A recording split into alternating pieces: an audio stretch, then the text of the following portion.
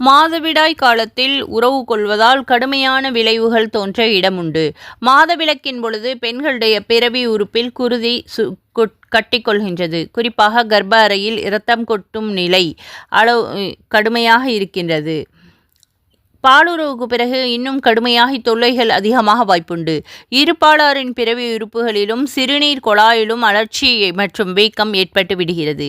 ஒருவருடைய நோய் மற்றவர்களை தாக்க வாய்ப்புண்டு என்று அறிவியல் தெரிவிக்கின்றது. மாதவிலக்கில் உறவு கொள்வதால் ஏற்படக்கூடிய உடல் நோயை விட மன தொல்லைகள் ஏராளமாக இருக்கும்.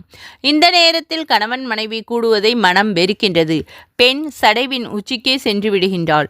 அதையும் மீறி வெறித்தனமாக நடந்து கொள்ளும் பொழுது இன பலவீனம் உண்டாகும். ஆக இது இயற்கைக்கும் மனித இயல்பிற்கும் ஒவ்வாத செயலாகும். இதை பற்றி விவரமாக தெரிந்து கொள்ள சூரத்துல் பக்கராவின் தப்சீரை பார்த்து பயனடையுங்கள். மற்றவர்களுக்கும் பகிருங்கள். ஜஸாக்கல்லாஹு கைரா.